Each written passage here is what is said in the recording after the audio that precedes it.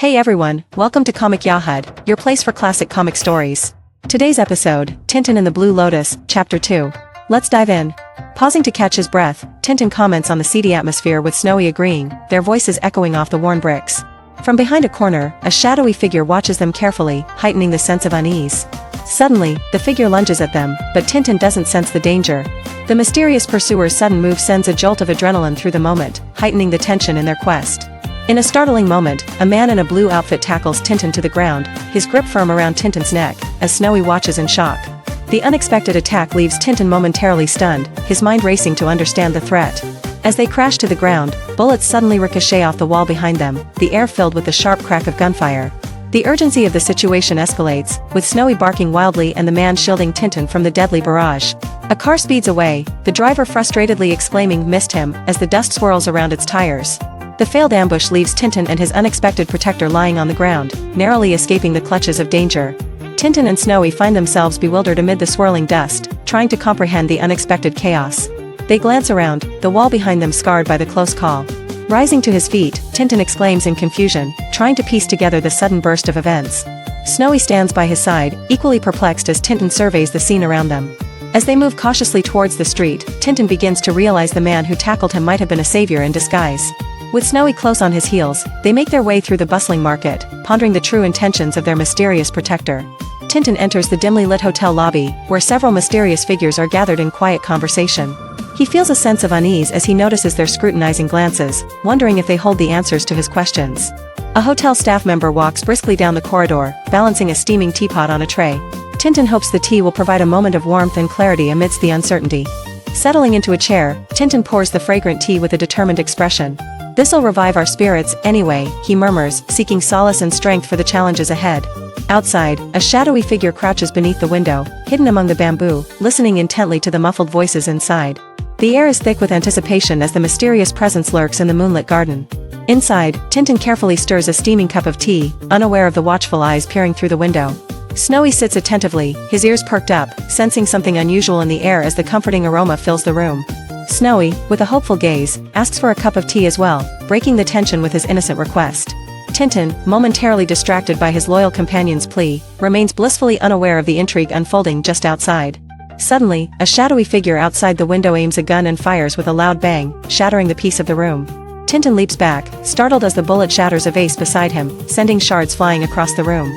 Snowy yelps in surprise, his eyes wide with fear as the unexpected attack unfolds. The assailant, knowing his cover is blown, dashes through a circular gate, disappearing into the shadows outside. The urgency in his retreat leaves a lingering tension, as Tintin and Snowy are left to process the sudden chaos. Tintin, with a determined look, fires his gun from the window, trying to stop the fleeing assailant. The sound of the gunfire echoes, amplifying the tension in the air. Springing into action, Tintin races out of the building, his gun still smoking in his hand. Snowy watches anxiously from the window, aware of the danger Tintin is pursuing. Tintin sprints towards the circular gate, intent on catching up with the shadowy figure. The night looms around him, adding a sense of urgency as he disappears into the darkness beyond. Tintin races through the dim corridor, determination etched on his face, his pistol at the ready. From another corner of the building, a guard rushes in, drawn by the sound of gunshots and pointing toward their origin. Just as Tintin rounds the corner, he collides head-on with the guard.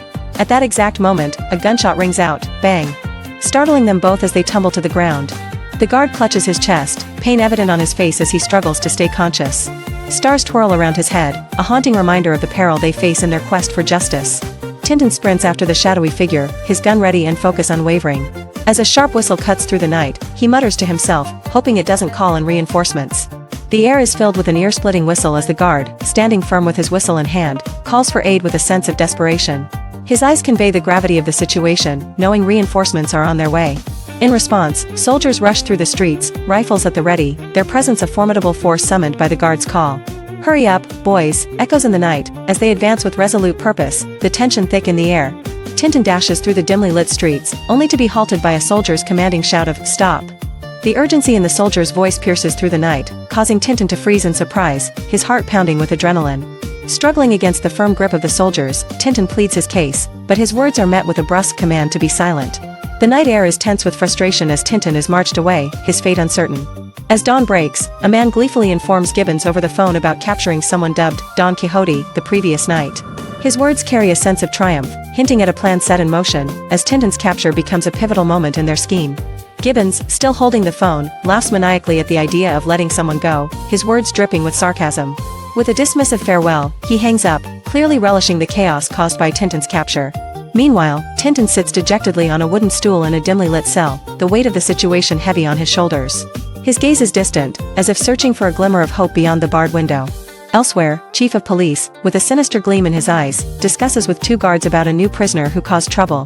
The guards, nodding in agreement, are instructed to administer some corrective treatment, their compliance adding another layer of tension to Tintin's plight. Tintin, sitting on a stool, hears the ominous click-clack of a lock being undone, his face filled with apprehension. He knows this sound heralds a moment of uncertainty and potential danger. Three stern guards, their expressions unyielding, approach the heavy metal door with a set of jangling keys. Their intent is clear as they unlock the door, ready to carry out their orders against Tintin. Just as the door clangs close, a figure in a suit peers inside with a smug smile, seemingly relishing Tintin's predicament. The tension in the air is palpable, as if the very walls are closing in on him. With a smug grin, the Chief of Police listens to the chaos erupting behind the door. Amid the bangs and thumps, he casually hopes they're roughing up Tintin, just not too much. Meanwhile, a concerned voice over the phone orders an ambulance to St. James Prison, highlighting the urgency of the situation. The operator's prompt response suggests a deep-seated worry for the well-being of whoever is inside. An ambulance speeds out of the hospital, its siren wailing as it rushes to the prison. Inside, the medics exchange tense glances, fully aware of the critical nature of their mission. As the ambulance weaves through the busy streets, curious onlookers gaze at the urgency of its mission, their faces reflecting a mix of concern and intrigue. In the hospital ward, three bandaged guards lie in their beds, groaning softly under the weight of their injuries while a nurse checks their vitals with a look of quiet determination. The room is filled with a tense silence, broken only by the occasional rustle of sheets and the steady beeping of monitors. Meanwhile, Tintin strides purposefully, his mind racing with questions and doubts about the unfolding mystery. He is troubled by the thought that, despite his innocence, the real culprit remains at large, complicating his quest for justice. Tintin receives a telegram, a letter, and a parcel handed to him by a smiling attendant, sparking curiosity and urgency in his eyes. He wonders what new twist the mystery might take as he examines the unexpected deliveries. Opening the letter, Tintin's heart pounds as he reads a desperate plea. The letter further instructs him to meet at a specific address, wearing the clothes provided in the parcel. Tintin, holding the mysterious letter and parcel, is deep in thought, pondering the cryptic instructions and the unfolding secret. He voices his uncertainty, questioning what strange events might await him next. Tintin bursts into the room, alarmed by the mess and the sight of Snowy lying unconscious on the floor. His heart races as he rushes to his loyal companion, fear gripping him. Kneeling beside Snowy, Tintin checks for signs of life, relieved to find his heart still beating. He suspects drugging as he tries to piece together the mystery of Snowy's sudden collapse. Realization dawns on Tintin as he remembers the spilled tea, suspecting it was the cause of Snowy's condition. Confusion and concern cloud his mind as he contemplates the implications of this discovery. Tintin recoils in shock, realizing the bullet narrowly missed him and shattered the teacup, a fortuitous event that saved him from drinking the poison tea. His mind races as he connects the dots, feeling a mix of relief and dread at the close call. The clock ticks ominously, marking the passing time as tension hangs in the air, a constant reminder of the urgency of Tintin's situation. Every second feels heavy with the weight of impending danger and the need for swift action. With determination, Tintin gently tucks Snowy into bed, reassuring his loyal companion to rest and not to worry about his absence. He steels himself for the challenges ahead, knowing he must unravel the mystery before it's too late. As night descends upon the bustling city, Tintin strides purposefully through the streets, the glow of neon signs illuminating his path in the cool evening air. His heart races with anticipation, knowing each step brings him closer to unraveling the secrets. Tintin approaches a stern-looking officer, seeking guidance with a polite yet urgent inquiry, hoping for a crucial piece of information. The officer gestures with authority, pointing Tintin in a direction that promises answers, if not more danger. Following the officer's direction, Tintin moves swiftly through a deserted courtyard, the only sound his footsteps echoing against ancient walls. Determination fuels him as he knows time is of the essence, and the mystery won't wait. Tintin approaches a dimly lit, decrepit building, his instincts warning him that the place seems far from welcoming. The air is thick with tension as he whispers to himself, noting the uninviting nature of the surroundings. Steeling himself, Tintin knocks firmly on the weathered door, his determination unwavering despite the unsettling atmosphere. The hollow sound echoes in the silence, heightening the sense of anticipation as he waits for a response.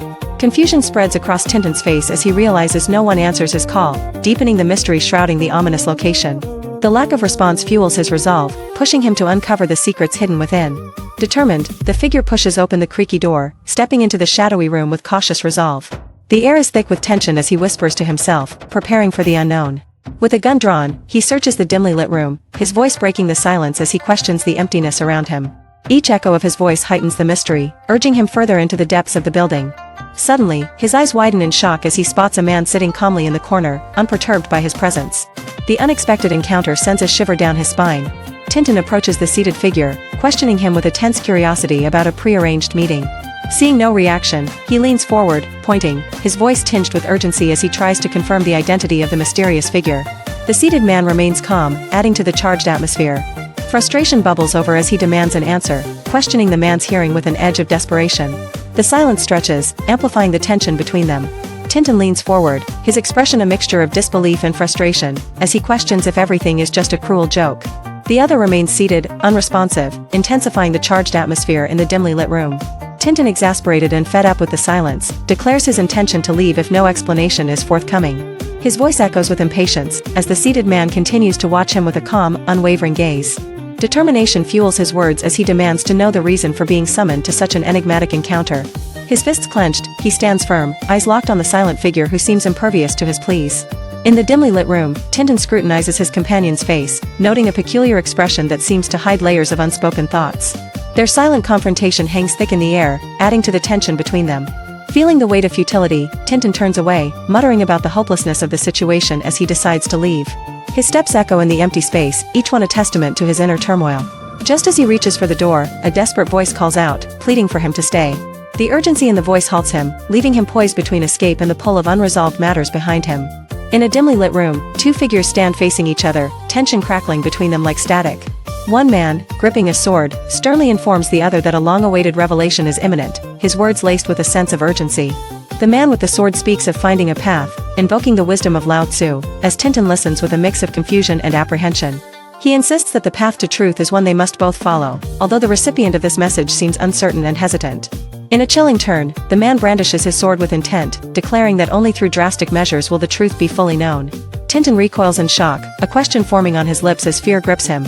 The man with the sword continues his pursuit, insisting that his drastic action is necessary, while Tintin stumbles backward, shouting about the absurdity of the situation. The tension escalates as the pursuer's madness seems undeniable. With a swift motion, the blade slices through the air, narrowly missing the fleeing Tintin, who dodges in desperation. The sound of the sword echoes through the room, heightening the frantic energy of the chase. Cornered against a bench, the pursued man listens in disbelief as his pursuer assures Tintin it will be over quickly. The promise of swift resolution only adds to the mounting dread in the small, enclosed space. Suddenly, a man lunges forward, but his momentum is halted by the wooden seat that knocks him back. The clash of wood and flesh is a startling interruption, leaving him dazed and vulnerable on the floor. Tintin rushes to his side, inspecting the fallen figure with concern, noting the puncture wound on his neck. His whispered dread of Rajayaja hangs in the air as he wonders how to help this unfortunate soul. Seeking aid, Tintin approaches a nearby officer, presenting the dazed man and pleading for assistance. The urgency in his voice is palpable as he entrusts the care of the troubled man to the authority of the officer. As Tintin walks away from the officer, a sense of frustration weighs heavily on him, realizing he's back to where he started. His thoughts are a whirlwind of uncertainty and determination to uncover the truth behind the mystery that eludes him. The next day dawns with a vibrant sunrise as the SS Ranchi prepares to set sail for Bombay. As Tintin boards the ship, a familiar voice calls out his name, startling him. To his surprise, he finds himself face to face with Mr. Mitsuharato, a figure from his past, igniting a spark of intrigue and anticipation of what lies ahead. Thanks for watching Comic Yahad. Like, subscribe, and catch you in the next chapter.